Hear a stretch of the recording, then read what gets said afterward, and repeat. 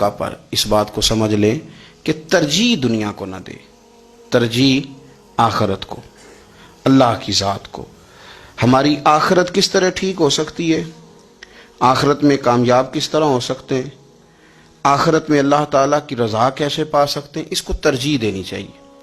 نبی پاک صلی اللہ تعالیٰ علیہ وسلم کے بہت سارے صحابہ بڑی شانوں والے، ایک صحابی کا ہم آج ذکر کرنے جا رہے ہیں جن کا نام ہے حضرت ابو ذر غفاری رضی اللہ تعالیٰ۔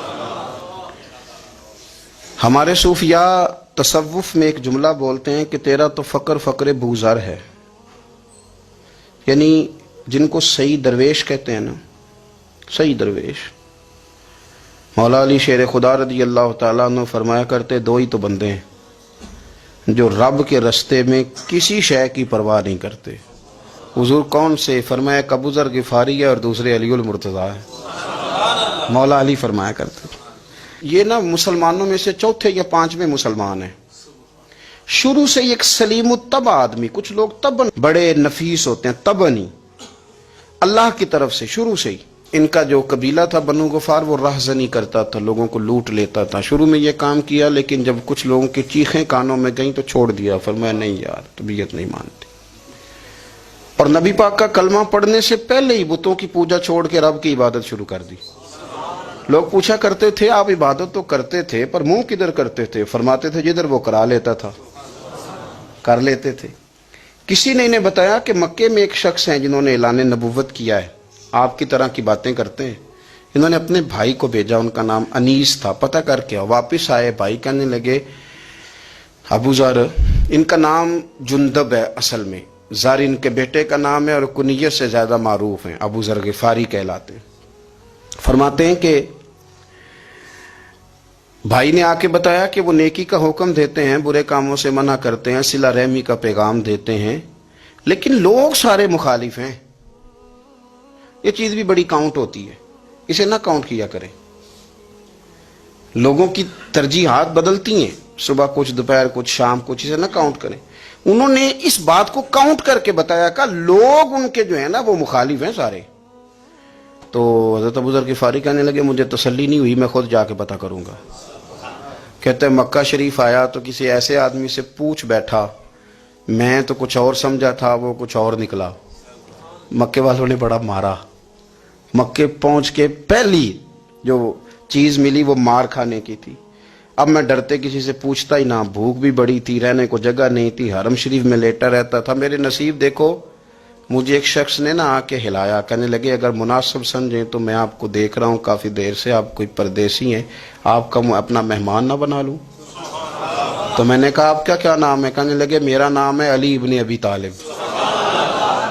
کہتے ہیں مولا کائنات گھر لے گئے، کھانا بھی کھلایا، جگہ بھی دی، سونے کو خدمت بھی کی، لیکن چونکہ میں تو پہلے ایک سے پوچھ کے مار کھا بیٹھا تھا، میں نے پوچھا نہیں میں کدھر آیا ہوں۔ رات رہے، اگلی رات بھی رہے، لیکن میں نے بتایا نہیں میں کس کام آیا ہوں۔ حضرت ابو ذر غفاری رضی اللہ تعالیٰ عنہ کہتے ہیں خود ہی مولا علی نے پوچھا بتا سکتے ہو کیسے آئے ہو؟ میں نے کہا رات رکھ لو گے؟ فرمایا بڑا کشادہ سینہ دیا رب نے مجھے، تو بات تو کر۔ کہنے لگے یار میں تو محمد مصطفیٰ کی زیارت کرنے آیا صلی اللہ تعالی علیہ وسلم۔ یہ بے نیاز لوگوں میں سے ہیں حضرت سیدنا ابو ذر غفاری، میں حضور کی زیارت کے لیے۔ حضرت علی کہنے لگے سویرے لے چلوں گا۔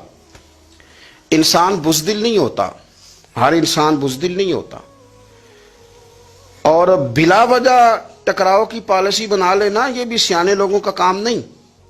حکمت کے تقاضوں کے مطابق چلنا یہ بھی دلیر لوگوں کا ہی کام ہوتا ہے۔ حضرت مولا علی کہنے لگے صبح لے کے چلوں گا پر حالات ٹھیک نہیں، شرارتی لوگ ہر جگہ ہوتے ہیں، اگر کوئی شرارتیوں کا ٹولہ ملا نا جو کھڑا ہوگا جاسوسی کرنے کے لیے کہ حضور کی طرف کون کون جا رہا ہے، تو میں نیچے جھکوں گا جوتے کا تسمہ ٹھیک کرنے کے لیے، لیکن آپ نے نہیں کھڑے ہونا، آپ نے چلتے رہنا ہے تاکہ کسی کو شک نہ ہو۔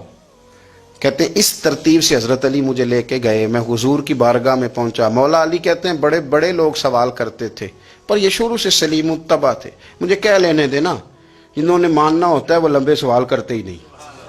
مان جو لیا تو لمبے سوالوں کی ضرورت ہی کوئی نہیں۔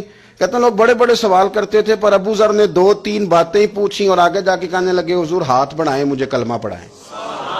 نبی پاک صلی اللہ علیہ وسلم نے کلمہ پڑھایا، فرمایا باہر جا کے نا ابھی ذکر کرنا کہ تم مسلمان ہو گیا، یہ ماریں گے۔ عرض کی حضور انہیں مارنے دے، میں آیا بھی مار کھا نہیں ہوں۔ انہیں مارنے دے نا. پڑا فلک کو کبھی دل جلوں سے کام نہیں. داغ دہلوی نے کہا تھا پڑا فلک کو کبھی دل جلوں سے کام نہیں, اور جلا کے راکھ نہ کر دوں تو داغ نام نہیں. ماری تو کھانے آئے ہیں, مارنے دے, کرنے دے زور جتنا لگانا ہے لگانے دے. باہر جا کے اعلان کیا, مکے والوں نے مارا, اتنا مارا کہ بے ہوش ہو گئے. پھر کسی نے بتایا کہ تم نے گزرنا بھی ہے ان کے علاقے سے, بنو غفار سے, پھر ان کا پتہ بھی ہے یہ لوگ بڑے سخت ہیں. پھر چھوڑا. تبن بڑے جلالی تھے, زاہد مزاج تھے. فرماتے تھے کہ جو تمہاری ضرورت سے زیادہ ہے وہ سارا صدقہ کرو. کنز کے معاملے میں ان کا رویہ یہ تھا. صرف حضرت صدیق اکبر کو کچھ نہیں کہا انہوں نے, باقی حضرت عمر جیسے آدمی کو بھی کھڑا کر کے کہہ لیتے تھے یہ مال کیوں رکھا ہوا ہے خزانے میں, بانٹتے کیوں نہیں سارا. اور جناب عثمان غنی رضی اللہ تعالیٰ عنہ کے ساتھ تو باقاعدہ کئی دفعہ اس موضوع پر گفتگو کی. وہ کہتے تھے کہ جب اللہ کہتا ہے قرآن میں کہ مال دولت جمع نہیں کرنی, تو وہ جو لوگ تھے وہ بھی بڑی شانوں والے تھے. وہ کہتے تھے کہ اللہ نے جب زکوٰۃ فرض کی تو مال جمع ہوتا ہے تو زکوٰۃ فرض ہوتی ہے نا. جب فطرانے کا کہا تو مال ہوتا ہے تو فطرانہ آتا ہے نا. تو آپ جو کہہ رہے ہیں وہ ٹھیک ہے, پر آپ اعلیٰ بات کر رہے ہیں تقوی کی, سارا بانٹو. تو حضرت ابو ذر غفاری کہتے تھے چلو ٹھیک ہے تمہاری بھی بات مان لیتا ہوں, پر یہ بتاؤ مدینے والے کا اپنا طریقہ کیا ہے. کہ بھائی حضور کا طریقہ تو وہی ہے جو آپ بتا رہے ہیں. تو فرمانے لگے پھر اس رستے نہ چلیں جو رستہ مدینے والے رسول کا ہے. اور حضور سے, نبی پاک سے عشق کرتے بڑا کھل کے. یہ صحابہ صفہ میں سے تھے.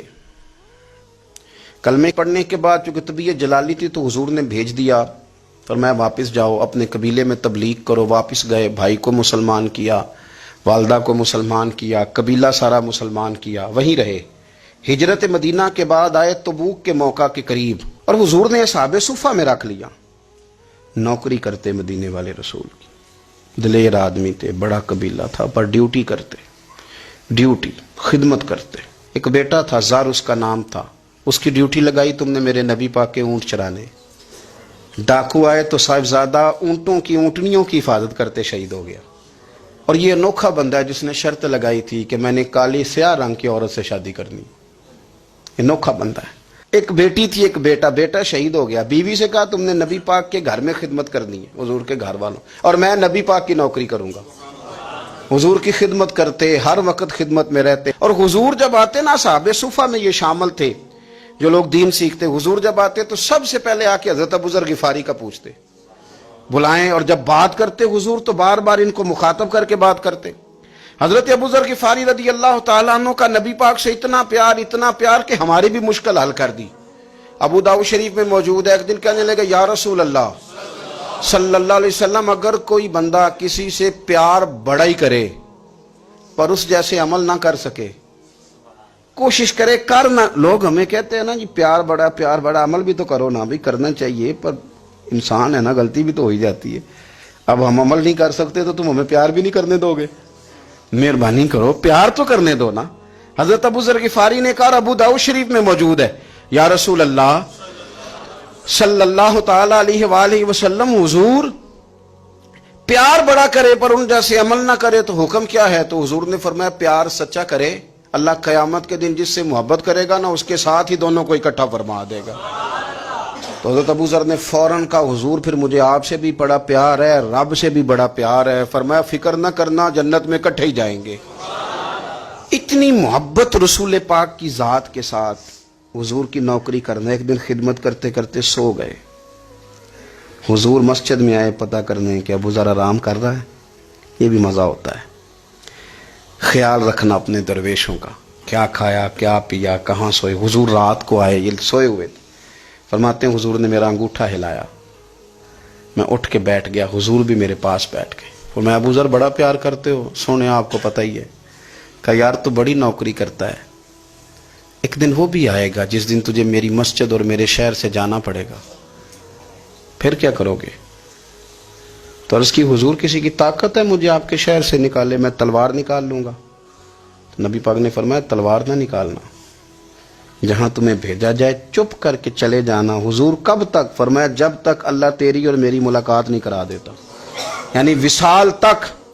یہ واحد شخص ہیں کہ حضور کے وصال ظاہری کا وقت آ گیا تو فرمایا کوئی میرے ابو ذر کو بلاؤ.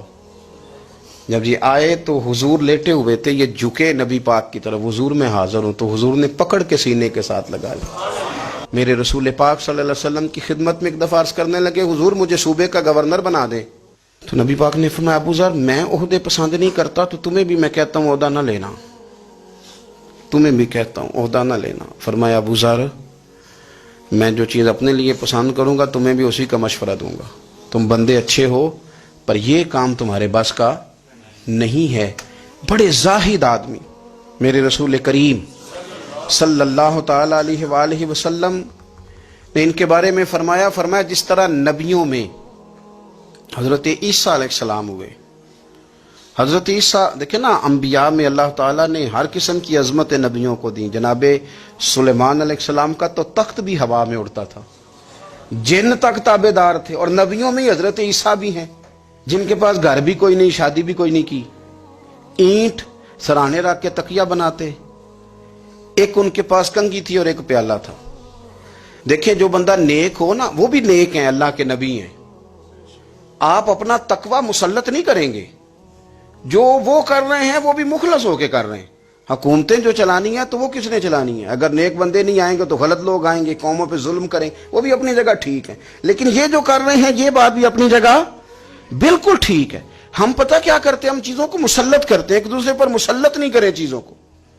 آپ جو کر سکتے ہیں, جو رستہ آپ کو صحیح لگتا ہے اختیار کر لیں. یہی تو ہمارے دین کا حسن ہے کہ سارے رستے واضح کر کے ہمیں دکھاتا ہے. حضرت عیسیٰ علیہ السلام نے ایک دن دیکھا کہ ایک بندہ نا انگلیوں کے ساتھ اپنے بال سیدھے کر رہا ہے, تو آپ نے فرمایا یار کنگھی کے بغیر بھی کام چل سکتا ہے. کنگھی بھی خیرات کر دی. دیکھا ایک بندہ ہاتھ کا تکیہ بنا کے لیٹا ہے, تو فرمایا اینٹ بھی دے دو کسی کے کام آ جائے گی. ایک دن دیکھا کہ ایک بندہ نا یوں چلو میں پانی پی رہا ہے, فرمایا پیالہ بھی رہنے دو, اس کے بغیر بھی کام چل ہی جاتا ہے. جناب عیسیٰ کا یہ زہد تھا. میرے نبی پاک علیہ السلام نے فرمایا جس نے جناب عیسیٰ کا زہد دیکھنا ہو وہ میرے ابو ذر غفاری کو دیکھے, ان کو دیکھے. یہ دنیا میں جناب عیسیٰ کے زہد کے مطابق چلتے پھرتے ہیں. ساری زندگی دولت کو, مال کو پسند نہیں کیا. جہاں رہتے تھے ایک گورنر صاحب نے 300 دینار تحفے میں بھیجے.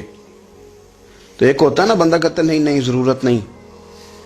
اور حضور سید عالم صلی اللہ علیہ وسلم نے حضرت عمر سے فرمایا تھا جو خود بخود آ جائیں وہ قبول کر لو اللہ کی طرف سے. لیکن ان کا رنگ فقیری والا تھا اور تھوڑا انوکھا تھا. 300 دینار آئے تو فرمانے لگے اسے جا کے کہو تمہیں کوئی اور بندہ نہیں ملا دھوکہ دینے کے لیے, میرے گھر ہی مال بھیج دیا ہے. فرمانے لگے میرے پاس گدھا ہے سواری کرنے کے لیے, میرے پاس بکریاں ہیں دودھ پینے کے لیے, میرے پاس ایک چادر اضافی ہے سامان میں سے, میں تو ڈرتا ہوں کہ رب کہیں اس چادر کے بارے میں سوال نہ پوچھ لے, اور تم ہو کہ میرے پاس یہ لے کے آئے ہو. حضرت عثمان غنی کے پاس جا کے کہا کرتے کتنا لوگوں کے پاس پیسہ آ گیا ہے, ہر بندے کے گھر میں مال ہے, یہ کیا ہو رہا ہے, لوگوں سے کہیں خرچ کریں غریبوں پہ. عثمان غنی فرمانے لگے تمہیں تو خوش ہونا چاہیے کہ میرے دور میں لوگ خوشحال ہو گئے. آپ فرمانے لگے نہیں, وہ والا رنگ زیادہ بہتر ہے جو مدینے والے نے اختیار فرمایا ہے, کیونکہ کچا رنگ للاری والا چڑھدا تے لیندا رہندا عشق تیرے دا رنگ محمد, جدوں چڑھ جائے پھر نہیں لیندا. آپ کی طبیعت کے اندر دولت سے بیزاری. حضرت ابو درداء, حضرت ابو موسیٰ اشعری, حضرت ابو ہریرہ رضی اللہ تعالی عنہ, یہ سمجھ لیں ان کے کلاس فیلو تھے, ان کے ساتھ پڑھا تھا انہوں نے. حضرت ابو ذر غفاری ان پر بھی جلال کرتے.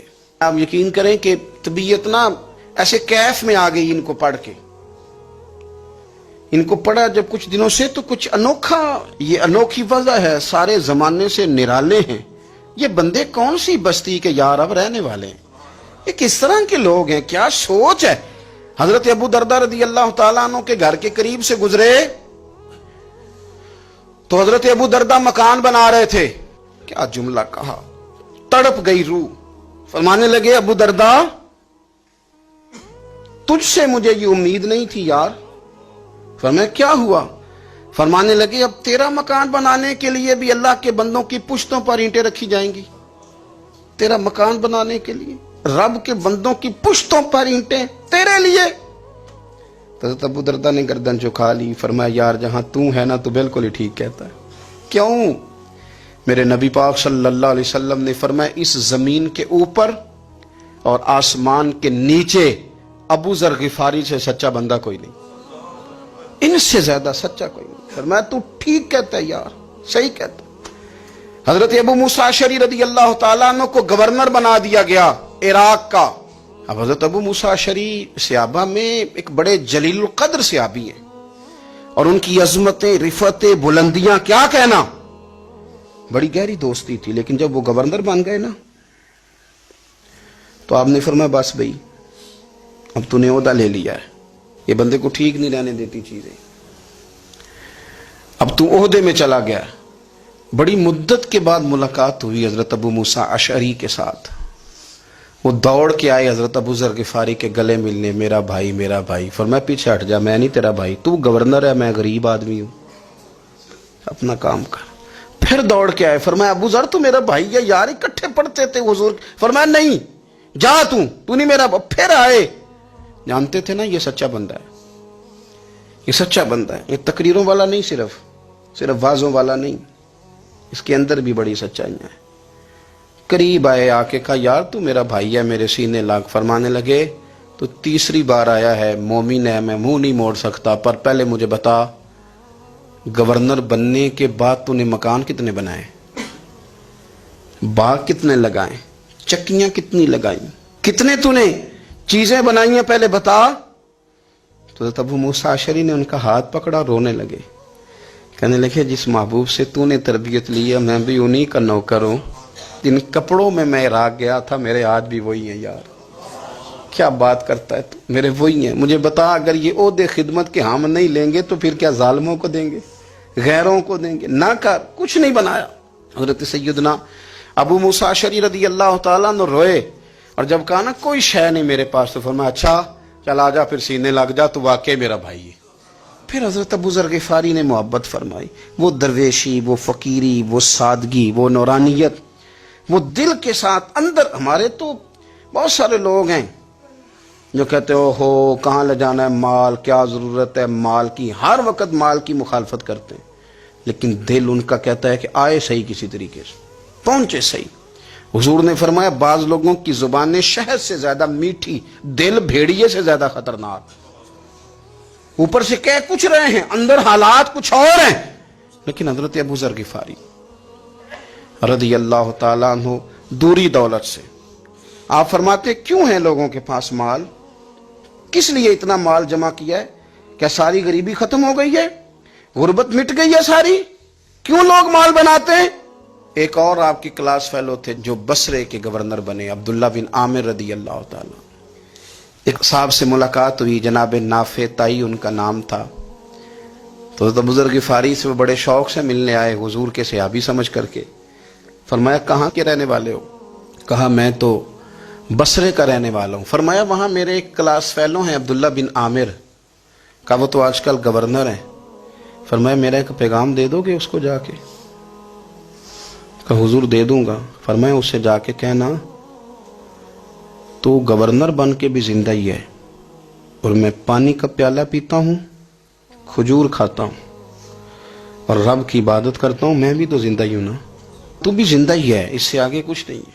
और मैं खजूर खाता हूँ, पानी का प्याला पीता हूँ, मैं भी तो जिंदा हूँ ना। अल्लाह अकबर। नाफे ताई कहते हैं इस पैगाम की समझ नहीं आई, लेकिन मैं लेके गया। अब्दुल्ला बिन आमिर से मेरी मुलाकात हुई तो मैंने कहा जी एक पैगाम देना है, तो उन्होंने कुछ तवज्जो नहीं की। जब मैंने बताया ना कि हज़रत अबू ज़र गिफारी का पैगाम है, तो उन दोनों आंखें खोल दी, कहने लगे जल्दी बताओ उन्होंने क्या कहा है। फ़क्र और दरवेशी के रस्ते पे चलने वालों के इमाम सैयदना अबू ज़र गिफारी ने क्या कहा है? तो कहते ना मुझे पास बिठा लिया, शफकत फरमाई, कहने लगे अब बताओ उन्होंने क्या कहा है। तो अर्ज करने लगे उन्होंने कहा है कि तू गवर्नर है, तू भी जिंदा है, और मैं खजूर खाता हूँ, पानी पीता हूँ, रब को याद करता हूँ, मैं भी तो जिंदा ही हूँ ना। कहने लगे एक दफ़ा फिर कहा उन्होंने कहा था कि मैं खजूर खाता हूँ, पानी पीता हूँ, इबादत करता हूँ, मैं भी तो जिंदा। कहा एक दफ़ा फिर कहते हैं तीसरी दफ़ा कहा तो वो इतना रोए कि उन्होंने चादर में मुंह छुपा लिया। कहने लगे यार वो ठीक ही कहता है, वो सही कहता है, इतना माल, इतने ओहदे, इतनी चीजें, इतना कुछ जमा करके रखा है, इनका हिसाब देना ان چیزوں کی اللہ کے حضور کیا عذر پیش کریں گے، کس طرح رب کی بارگاہ میں بتائیں گے کیا وجہ تھی، کن چکروں میں ہم نے زندگی گزار دی۔ سیدنا ابو ذر غفاری رضی اللہ تعالیٰ عنہ نے اپنی حیات مبارکہ ساری کی ساری فرماتے تھے کہ ہم نہیں عمل کریں گے تو کون کرے گا۔ وہ خاص سادگی، وہ خاص، اور پتہ میرے نبی پاک نے کیا فرمایا؟ فرمایا مجھے میرے رب نے حکم دیا ہے کہ میں 4 لوگوں سے پیار کروں۔ اللہ اکبر، کاش کبھی آپ اس حدیث کے جملوں کو سمجھیں۔ اور یار اللہ نے حکم دیا ہے محبوب پیار کرے، حضور کس سے؟ تو پہلے 3 مرتبہ نبی پاک نے ایک ہی شخص کا نام لیا، فرمایا علی سے، علی سے، علی سے، پھر فرمایا ابو ذر غفاری سے، پھر فرمایا جناب مقداد سے، پھر فرمایا سلمان فارسی سے۔ رب نے مجھے کہا ان سے پیار کرو۔ حضرت ابو ذر غفاری تبوک کے موقع پر نا اونٹ پہ بیٹھے تھے، پیچھے رہ گئے، اونٹ پر بیٹھے تھے تو پیچھے رہ گئے، اونٹ سست تھا، تھک گیا، چل نہیں رہا تھا۔ حضرت ابو ذر غفاری رضی اللہ تعالیٰ عنہ پہلے تو اسے لے گئے ایک گاؤں میں کہ اونٹ بیمار ہو گیا، اس کا علاج کرایا، لیکن جب وہ ٹھیک نہ ہو سکا نا تو اونٹ وہیں چھوڑ دیا۔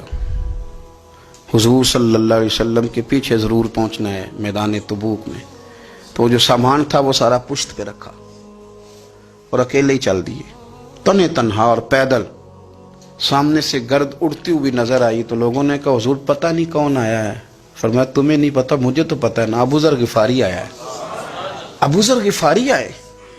پھر حضور نے فرمایا یمشی واحدہ و یموت واحدہ و یبعث واحدہ، فرمایا یہ تنہا چلتے ہیں، یہ تنہا ہی دنیا سے جائیں گے، تنہا ہی اٹھائے جائیں گے، تنہا تنہا چلتے ہیں، تنہا ہی دنیا سے جائیں گے، انتقال تنہا ہی اٹھائے جائیں گے۔ جو بہت زیادہ سختی کرنے لگے صحابہ پہ، بہت زیادہ،